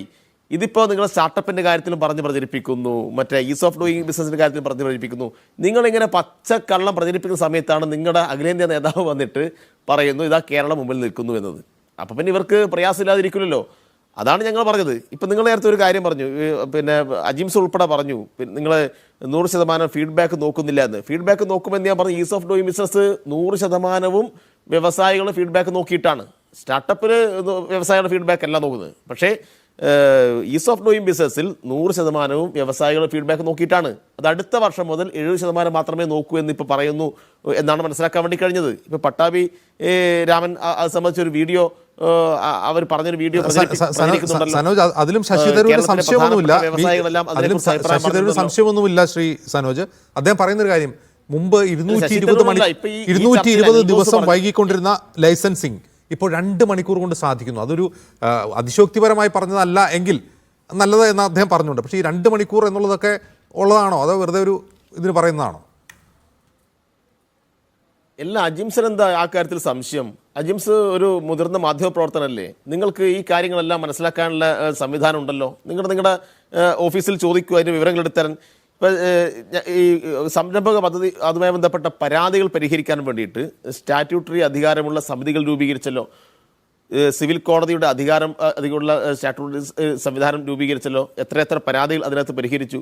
5 വകുപ്പുകളെ സംയോജിപ്പിച്ചുകൊണ്ട് നേരത്തെ വിവിധ വകുപ്പുകളുടെ പെർമിഷൻ അതുമായി ബന്ധപ്പെട്ട ചുവപ്പ് നാട സംവിധാനം ഒഴിവാക്കാൻ വേണ്ടിയിട്ടുള്ള നിയമനിർമ്മാണം നടത്തിയല്ലോ. എത്ര ചട്ടങ്ങളിൽ ഭേദഗതി വരുത്തി. നിങ്ങൾ അതിനെക്കുറിച്ചൊക്കെ ഒരു ചർച്ച വെക്കണം അജിംസെ. ഒരു ദിവസം വ്യവസായ മേഖലയിൽ 2017 നിയമങ്ങൾ ഭേദഗതി വരുത്തി. ഭേദഗതി വരുത്തിയിട്ടുണ്ട്. ആ ഭേദഗതി എന്ന് പറയുന്നത് ഈ ചുവപ്പ് നാടയിൽ കുരുങ്ങിക്കിടന്ന ഈ കാര്യങ്ങൾ ഒഴിവാക്കാനാണ്. മണിക്കൂറുകൾ കൊണ്ട് കിട്ടുന്നുണ്ട്. 50 കോടിക്ക് മുകളിൽ ഉള്ള പദ്ധതികൾ ഇവിടെ നടത്താൻ, വ്യവസായം നടത്താൻ വേണ്ടിയിട്ട് എല്ലാ രേഖകളും സമർപ്പിച്ചാൽ 7 ദിവസം കൊണ്ട് കോമ്പോസിറ്റ് ലൈസൻസ് കൊടുക്കും എന്ന് ഗവൺമെൻറ് പറഞ്ഞിട്ട് കൊടുത്തിട്ടുണ്ട്. എത്ര അനുഭവങ്ങൾ ഇവിടെ ഉണ്ടായിട്ടുണ്ട്.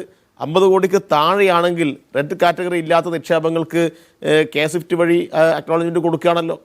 ഇതെല്ലാം ഇവിടെയുള്ള കാര്യമല്ലേ? ഇതെല്ലാം ആർക്കും നിഷേധിക്കാൻ വേണ്ടി കഴിയുമോ? അപ്പോൾ ഈ മേഖലയിൽ വന്നിട്ടുള്ള മാറ്റങ്ങൾ കമ്മ്യൂണിസ്റ്റുകാരായിട്ടുള്ള വ്യവസായികളൊന്നും അല്ലല്ലോ ഇവരെല്ലാം ഇവിടെ പൊതുവേദിയിൽ സാക്ഷ്യപ്പെടുത്തിക്കൊണ്ടിരിക്കുകയാണ്. ഇത് ഇവർക്ക് തീരെ സഹിക്കുന്നില്ല. ഇതിനിടയിലാണ് ശശി തരൂരിനെ പോലെ ഒരാൾ വന്നിട്ട് ഈ കാര്യങ്ങൾ കൂടി പറയുന്നത്. ഇവരെങ്ങനെയെങ്കിലും അടുത്ത 2026 ഇങ്ങനെ നോക്കി നിൽക്കുകയാണ്. കാരണം 10 വർഷമായി അധികാരത്തിന് പുറത്ത് നിൽക്കുകയാണ്. ഇപ്പോൾ 10 വർഷമായി പുറത്തു നിൽക്കുന്ന ഇവരിങ്ങനെ പല തട്ടിപ്പുകളും പല കള്ളപ്രചരണങ്ങളും നടത്തിയിട്ട് സോഷ്യൽ മീഡിയ സഹായത്തോടു കൂടി ഇങ്ങനെ പോയിക്കൊണ്ടിരിക്കുകയാണ്. കനകൂലിനൊക്കെ ഇറക്കിയിട്ട് പല നമ്പറും പ്രയോഗിച്ചുകൊണ്ടിരിക്കുകയാണ്. അപ്പോൾ ഇവർ പ്രയോഗിച്ച എല്ലാ നമ്പറും പാളിപ്പോകുന്നു എന്നാണ് കാണാൻ വേണ്ടി കഴിയുന്നത്. നിയമസഭയിൽ കൊണ്ടുവന്ന അടിയന്തര പ്രമേയങ്ങൾ നമ്മൾ കണ്ടല്ലോ, ചർച്ച ചെയ്ത് പരിഹാസ്യരായി പോകുന്ന അനുഭവം കണ്ടല്ലോ.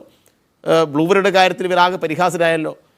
ഇവർ കൊണ്ടുവന്ന ഏതെങ്കിലും ഒരു കാര്യം ജനങ്ങൾ ഏറ്റെടുത്തിട്ടുണ്ടോ? ഇവരുടെ പാർട്ടിയിൽ തന്നെയുള്ള മറ്റാളുകൾ ഏറ്റെടുത്തിട്ടുണ്ടോ? ഏറ്റെടുക്കുന്നില്ല. പ്രതിപക്ഷ നേതാവ് പരിഹാസനായി പോകുന്നു. പ്രതിപക്ഷ നേതാവിന് കാര്യങ്ങൾ ഉന്നയിക്കാൻ വേണ്ടി കഴിയുന്നില്ല. കൃത്യമായ വസ്തുതകളുടെ പിൻബലത്തോടുകൂടി കാര്യങ്ങൾ അവതരിപ്പിക്കാൻ വേണ്ടി കഴിയുന്നില്ല. ഇപ്പം മന്ത്രിയുടെ മറുപടിയോടുകൂടി ബ്ലൂബെറിയുടെ കഥ കഴിഞ്ഞല്ലോ. എന്തൊക്കെയായിരുന്നു ഇവർ പറഞ്ഞത്? അനുമതി കൊടുക്കാത്തത് നിങ്ങളുടെ മുന്നണിയിലെ സിപിഐയുടെ കൃഷി വകുപ്പാണ്. നിൽക്കാൻ വേണ്ടി കഴിയുന്നില്ല. ഒന്നും അങ്ങോട്ട് കൊണ്ടുപോകാൻ വേണ്ടി കഴിഞ്ഞിട്ടില്ല. മനസ്സിലായില്ലേ? അപ്പൊ അതിന്റെ വിഷമം അവർക്കുണ്ട്. അതിൽ തരൂർ കൂടി ഒരു പങ്ക് വഹിച്ചാൽ പിന്നെ തരൂറിനെ ഇവർ വെറുതെ വിടുവോ? അതുകൊണ്ട് എല്ലാവരും കൂടി സംഘടിതമായി തരൂറിനെ അറ്റാക്ക് ചെയ്യുന്നു. തരൂറിന്റെ കമ്മ്യൂണിസ്റ്റ് വിമർശനമൊക്കെ അവിടെ നിൽക്കട്ടെ, അതൊക്കെ നമുക്ക് ചർച്ച ചെയ്യാം. തരൂറിന് മാത്രമല്ല, ഇവിടെ വലതുപക്ഷത്തിന്റെ ഭാഗമായി നിൽക്കുന്ന എല്ലാ ആളുകൾക്കും കമ്മ്യൂണിസ്റ്റെ കുറിച്ചും ഇടതുപക്ഷത്തെ കുറിച്ചും വലിയ വിമർശനമുണ്ട്. അതൊക്കെ അവർ തുറന്നോട്ട്. അതൊക്കെ നമ്മൾ പിന്നീട് പറഞ്ഞു. ഇവിടെ തരൂർ ഉന്നയിച്ച 2 കാര്യങ്ങൾ സംബന്ധിച്ച് ഞങ്ങൾ അനുകൂലമായി പറഞ്ഞു. ശരി, ശ്രീ അനിൽ ബോസ്, ഇവിടെ സനോജ് ചൂണ്ടിക്കാട്ടുന്ന ഒരു കാര്യം, അതായത് ഈസ് ഓഫ് ഡൂയിങ് ബിസിനസ്സിൽ, അതായത് കാര്യങ്ങൾ എളുപ്പമാക്കാൻ വേണ്ടി ഏതൊക്കെ ചുവപ്പ് നാടകളാണ് നീക്കേണ്ടത് എന്ന കാര്യത്തിൽ മറ്റൊരു കമ്മ്യൂണിസ്റ്റ് സർക്കാരും മറ്റൊരു LDF ഗവൺമെൻറ്റും എടുക്കാത്ത ധീരമായ എന്ന് വിശേഷിപ്പിക്കാവുന്ന നിലപാടുകളാണ്. 15 നിയമങ്ങൾ ഒരൊറ്റ ഓർഡിനൻസിലൂടെ 1-ാം പിണറായി വിജയൻ സർക്കാർ 2017 ഭേദഗതി ചെയ്തു. അത് ഈസ് ഓഫ് ഡൂയിങ് ബിസിനസ്സിന് വേണ്ടി മാത്രമാണ്. അത് തദ്ദേശ സ്വയംഭരണ സ്ഥാപനങ്ങൾ, പഞ്ചായത്ത് രാജ്, മുനിസിപ്പാലിറ്റി നിയമങ്ങൾ, എല്ലാ നിയമങ്ങളും, ഒരു 15 നിയമങ്ങൾ ഒറ്റ ഓർഡിനൻസിലൂടെ അവർ ഭേദഗതി ചെയ്തു. അതിൻ്റെ ഫലം കൂടിയാണ് ഈ റാങ്കിങ്ങിൽ മുകളിൽ വരുന്നത്. അന്ന് അത് ഭേദഗതി ചെയ്തപ്പോൾ അത് നല്ലതാണെന്ന് നിങ്ങൾ പറഞ്ഞില്ല, അതിലെന്തെങ്കിലും പ്രശ്നമുണ്ടോ എന്നും നിങ്ങൾ പറഞ്ഞില്ല.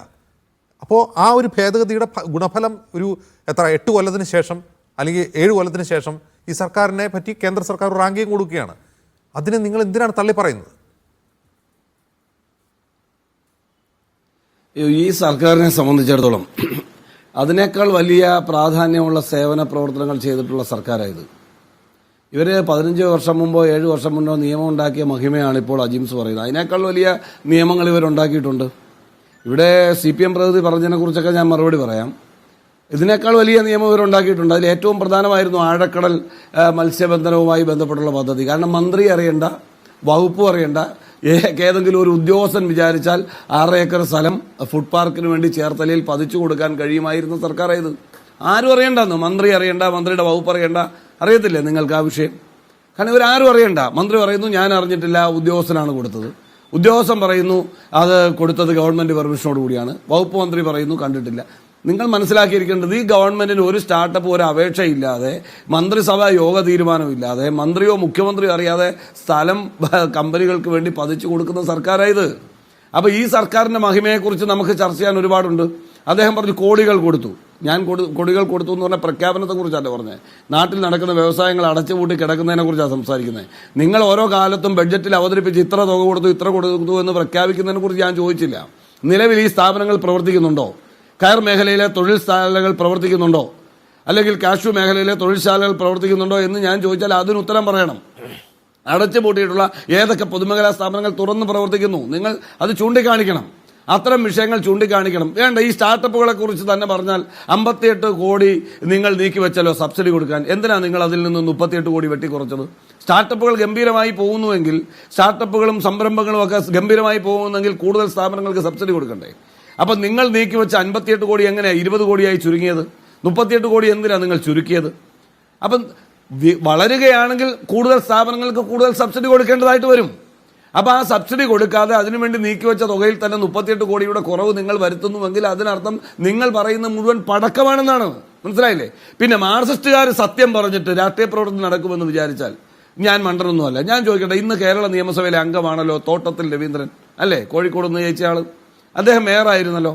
ഈ കേരളത്തിലെ മുഴുവൻ വില്ലേജ് ഓഫീസുകളും കളക്ടറേറ്റുകളും താലൂക്ക് ഓഫീസുകളും നവീകരിക്കുന്നതിന് വേണ്ടി, അടിസ്ഥാന സൗകര്യങ്ങൾ വർദ്ധിപ്പിക്കുന്നതിന് വേണ്ടി, ഇന്നത്തെ എല്ലാ കമ്പ്യൂട്ടർ സിസ്റ്റവും കാര്യങ്ങളും ഒക്കെ ഉണ്ടാക്കുന്നതിന് വേണ്ടി ഏഷ്യൻ ബാങ്കിൽ നിന്ന് IMF വായ്പ എടുക്കുന്നതുമായി ബന്ധപ്പെട്ട് കാര്യങ്ങൾ ചെയ്തല്ലോ UDF ഗവൺമെന്റ്. അന്ന് അതിനെതിരെ സമരം നടത്തി ഈ കോഴിക്കോട് അന്ന് മേയറായിരുന്ന തോട്ടത്തിൽ രവീന്ദ്രന്റെ കാറ് കത്തിച്ചത് ആരാ? CPM പ്രതിനിധി മറുപടി പറയട്ടെ, കത്തിച്ചത് ആരാ? ഇപ്പൊ ഉന്നത വിദ്യാഭ്യാസ കൗൺസിലുമായി ബന്ധപ്പെട്ടുള്ള ചർച്ചകൾ 2-3 ദിവസമായി നടക്കുകയാണല്ലോ, വിദേശ സർവകലാശാലകളുമായി ബന്ധപ്പെട്ട്. ആ സർവകലാശാലകൾ വരുന്നതുമായി ബന്ധപ്പെട്ട് നടക്കുന്ന ഒരു സെമിനാറിനെതിരെ പ്രതിരോധം സംഘടിപ്പിച്ചതാരാ? അതിൽ സംസാരിക്കാൻ പോയ കൗൺസിലിലെ വൈസ് ചെയർമാനെ കയ്യേറ്റം ചെയ്താരാ? ഇവരംഗീകരിക്കൂ? ഇവരേതെങ്കിലും ഞാൻ ചോദിച്ചിട്ട് കാസർഗോഡ് 2 ചെറുപ്പക്കാരെ പട്ടാപ്പകൽ വെട്ടിക്കൊന്ന മാർക്സിസ്റ്റുകാർ ഇന്നും അതിനെതിരെ കള്ളം പറഞ്ഞുകൊണ്ടിരിക്കുക. TP ചന്ദ്രശേഖരന്റെ കേസ് കള്ളം പറഞ്ഞുകൊണ്ടിരിക്കുക. ഇവർ ഈ ലോകത്ത് എന്ത് കാര്യമെടുത്താലും കള്ളം മാത്രം പറയുന്ന ഒരു സംഘം ആളുകളാണ് ഈ കമ്മ്യൂണിസ്റ്റ് മാർക്സിസ്റ്റ് പാർട്ടിയുടെ ആളുകൾ. നിങ്ങൾ പറയുന്നത് സത്യമാണെങ്കിൽ എന്തുകൊണ്ട് ബ്രൂവറിയുടെ കാര്യം ഇവിടെ പറഞ്ഞല്ലോ, ബ്രൂവറിയുടെ കാര്യം എന്തുകൊണ്ടാണ് നിങ്ങൾക്ക് മുന്നോട്ട് കൊണ്ടുപോകാൻ കഴിയാത്തത്? കേരളയിൽ എന്താ നിങ്ങൾ യൂട്ടേൺ എടുത്തത്? എന്താ നിങ്ങളത് വേണ്ടെന്ന് വെച്ചത്? എന്തായിരുന്നു മാമാങ്കം? എന്തായിരുന്നു മാമാങ്കം? നിങ്ങൾ ചെയ്യുന്ന കാര്യങ്ങൾ ഞങ്ങളെ ബോധ്യപ്പെടുത്തണ്ട. ഒരു സെക്കൻഡ് അജിംസെ ശരിയല്ല. നിങ്ങൾ എന്നെയോ കോൺഗ്രസ് പാർട്ടിയെയോ ഐക്യ ജനാധിപത്യ മുന്നണിയെ ബോധ്യപ്പെടുത്തണ്ട. നിങ്ങൾക്ക് എന്തുകൊണ്ട് നിങ്ങളുടെ മുന്നണിയിലുള്ള കക്ഷിയായ CPI ബ്രൂവറി വിഷയം ബോധ്യപ്പെടുത്താൻ കഴിയുന്നില്ല? ഈ വികസന കാര്യങ്ങളുമായി ബന്ധപ്പെട്ട കാര്യങ്ങൾ ബോധ്യപ്പെടുത്താൻ കഴിയുന്നില്ല? കേരളയിലുമായി ബന്ധപ്പെട്ട കാര്യങ്ങൾ ബോധ്യപ്പെടുത്താൻ കഴിയുന്നില്ല? ഈ അടച്ചുപൂട്ടിയ പാരമ്പര്യ വ്യവസായങ്ങളുമായി ബന്ധപ്പെട്ട കാര്യങ്ങളിൽ ഒരടി മുന്നോട്ട് പോകാൻ ഈ ഗവൺമെന്റ് കഴിയുന്നില്ല എന്ന് ഞങ്ങൾ പറയുമ്പോൾ എന്തുകൊണ്ട് നിങ്ങളുടെ കൂടെയുള്ള മുന്നണിയിലെ കക്ഷികളെ നിങ്ങൾക്ക് ബോധ്യപ്പെടുത്താൻ കഴിയുന്നില്ല? ചുമ്മാ വന്നിരുന്ന ഒരു ചർച്ചയിലിരുന്ന് യാതൊരു നാണോ മാനോ അനിൽ ബോസ് ഒറ്റ കാര്യം ചോദിച്ചോട്ടെ. എനിക്ക് കാര്യത്തിൽ തർക്കവിഷയമായി തോന്നിയ ഒരു കാര്യം, യാതൊരു നാണോ ഇല്ലെന്നും കേരളത്തിലെ മുഴുവൻ ജനങ്ങളുടെയും ചിന്തകളെയും മനസാക്ഷിയെയും അവഹേളിക്കാനും അവരെ ആക്ഷേപിക്കാനും മടിയില്ലാത്തവരാണെന്നും ആർക്കാ അറിയാത്തത്? ശശി തരൂർ അസന്നിഗ്ധമായി ഒരു സംശയവും ഇല്ലാതെ കോട്ട് ചെയ്ത ഒരു കാര്യം കേന്ദ്ര സർക്കാർ സംസ്ഥാന സർക്കാർ നൽകിയ 2 റാങ്കിങ്ങുകളാണ്. ഏതെങ്കിലും ചർച്ച ചെയ്ത്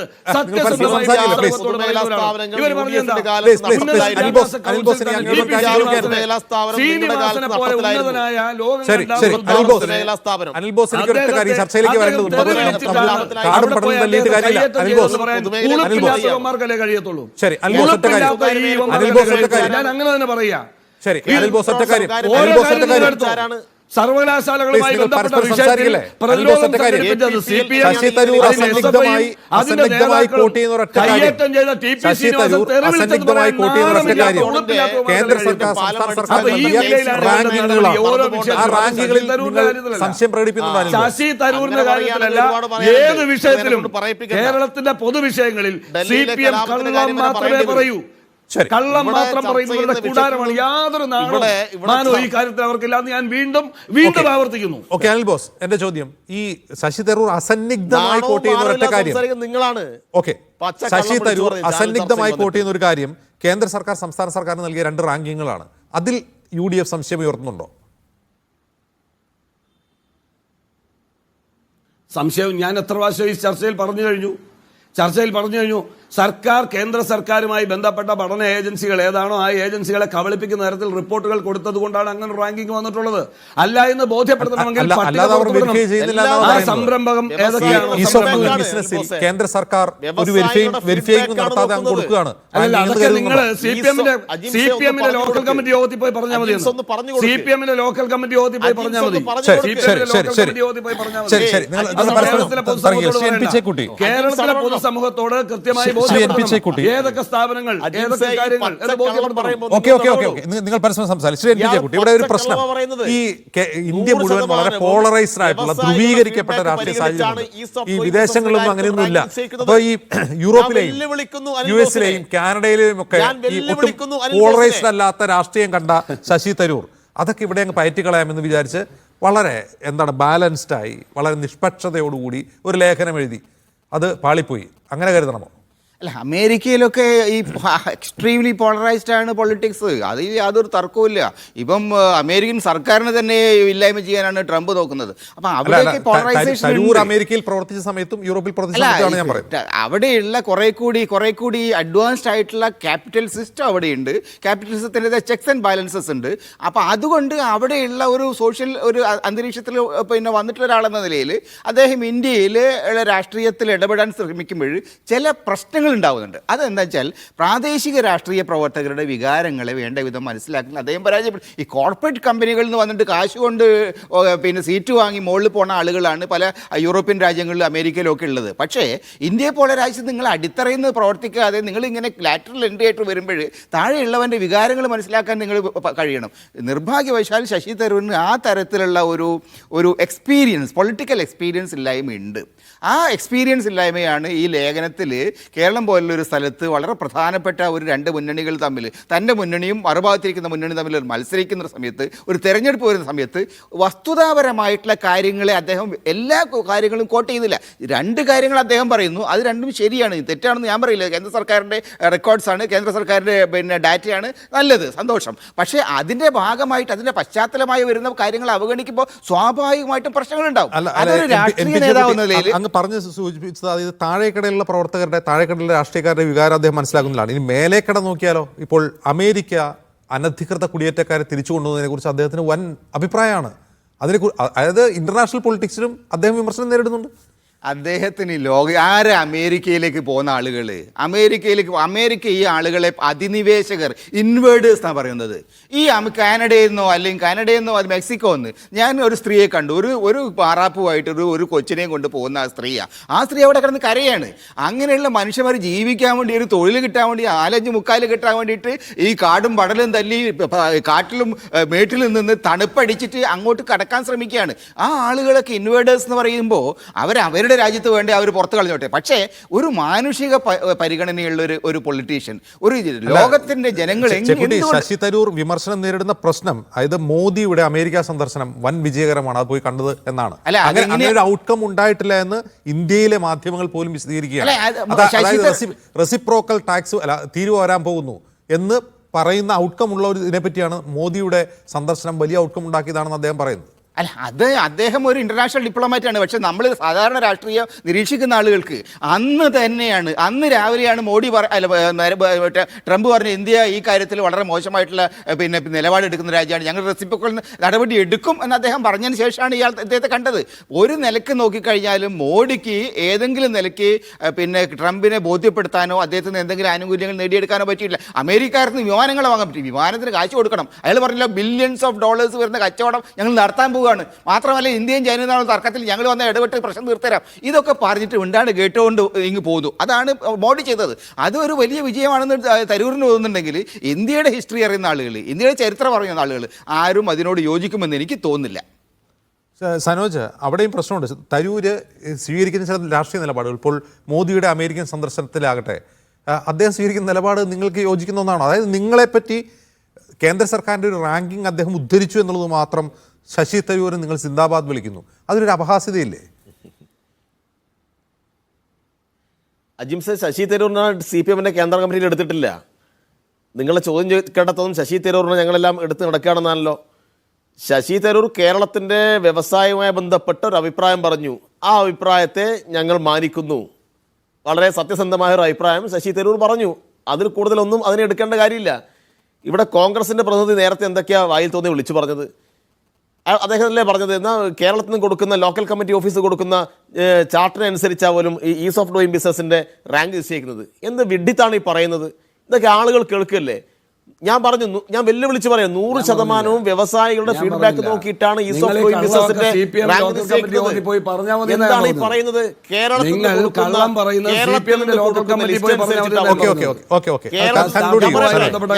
അവസരമല്ല, ഞാൻ നിങ്ങളെ അവസരം പറഞ്ഞില്ലല്ലോ. നിങ്ങൾ പറഞ്ഞത് കേരളത്തിൽ നിന്ന് കൊടുക്കുന്ന ലിസ്റ്റ് അനുസരിച്ച്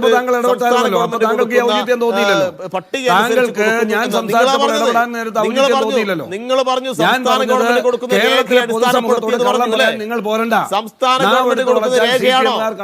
സംസ്ഥാന ഗവൺമെന്റ് കൊടുക്കുന്ന രേഖയല്ല. മറ്റൊരു പറഞ്ഞു, കേരളത്തിലെ പൊതുമേഖലാ സ്ഥാപനത്തെ കുറിച്ച് പറഞ്ഞു. നാളമുണ്ടോ പൊതുമേഖലാ സ്ഥാപനത്തെ കുറിച്ച് പറയാൻ? കേരളത്തിലെ LP സ്കൂളും UP സ്കൂളും മര്യാദക്ക് നടത്താൻ കഴിഞ്ഞിട്ടില്ല.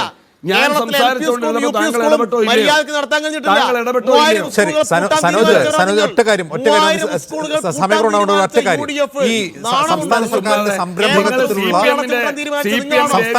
സംരംഭകത്വത്തിലുള്ള അവകാശവാദങ്ങൾ സംശയാസ്പദമാകുന്നതിന്റെ കാരണം ഈ 2.5 കൊല്ലം കൊണ്ട് 3 ലക്ഷം സംരംഭങ്ങൾ, എന്നാൽ അതൊന്നും വിവരാവകാശ പ്രകാരം സംരംഭങ്ങൾ ഏതൊക്കെയെന്ന് പറയുമ്പോൾ അത് പുറത്തുവിടുന്നില്ല എന്നുള്ള ഒരു പ്രശ്നം കൂടിയുണ്ട്. സനോജ്, നിങ്ങൾ എന്തുകൊണ്ട് ആനിനെ തള്ളി പറയുന്നില്ല? സനോജ്, ഈ 2.5 കൊല്ലം കൊണ്ട് 3 ലക്ഷം സംരംഭങ്ങൾ എന്ന് P. രാജീവ് പറയുമ്പോൾ, എന്നാൽ ആ 3 ലക്ഷം സംരംഭങ്ങളുടെ പേര് വിവരങ്ങൾ പുറത്തുവിടൂ എന്ന് പറയുമ്പോൾ അത് പുറത്തുവിട്ടിട്ടില്ല ഇതുവരെ. നിങ്ങളുടെ ഭരണത്തിൽ നഷ്ടത്തിലായിരുന്നു. 26 പൊതുമേഖലാ വ്യവസായം നഷ്ടത്തിലായിരുന്നു. കെൽട്രോൺ സ്വകാര്യവൽക്കരിക്കാൻ നിങ്ങൾ തീരുമാനിച്ചതാണ്. KPPL സ്ഥിതി എന്തായിരുന്നു? എല്ലാം പറയണോ ഇവിടെ? ശരി, ഇടതുപക്ഷം വളരെ വന്നപ്പോഴാണ് ധ്രുവീകരിക്കപ്പെട്ട ആ സ്ഥാപനങ്ങളെല്ലാം പോളറൈസ് ചെയ്യപ്പെട്ട ഒരു ലാഭത്തിലേക്ക് രാഷ്ട്രീയ പോയത്. സാഹചര്യത്തിൽ എന്നിട്ട് നാളെ എഴുതപ്പെടേണ്ട ഒരു ലേഖനമല്ല ഇതൊക്കെ ശശി CPM തരൂരിന്റെ യോഗത്തിൽ പറഞ്ഞാൽ പൊട്ടന്മാരായിട്ടുള്ള ആളുകൾ പറയാൻ കഴിയും. വിശ്വസിക്കും. അതിനപ്പുറം ഇതൊക്കെ CPM അതിനപ്പുറം യോഗത്തിൽ അക്ഷരാഭ്യാസം കഴിഞ്ഞ ഇല്ലാത്ത എത്രമാത്രം ആളുകൾ കോൺഗ്രസിൽ പറഞ്ഞാൽ ഇപ്പോൾ അവർ അനഭിജ്ഞരാകുന്നു വിശ്വസിക്കും. എന്ന കാര്യം കൂടി ഇന്ത്യയിലെ ചർച്ച സമൂഹം ഇതൊന്നും ചൂണ്ടിക്കാട്ടുന്നു. അംഗീകരിക്കുന്നില്ല എന്ന് ശ്രീ തന്നെയാണ് അനിൽ വളരെ ബോസ്, ശ്രീ കൃത്യമായി വി കെ സനോജ്, പറഞ്ഞത്. ശ്രീ എൻ വി ജെ CPM നെ പോലെ സംസാരിച്ചു. നല്ല ആളുകൾ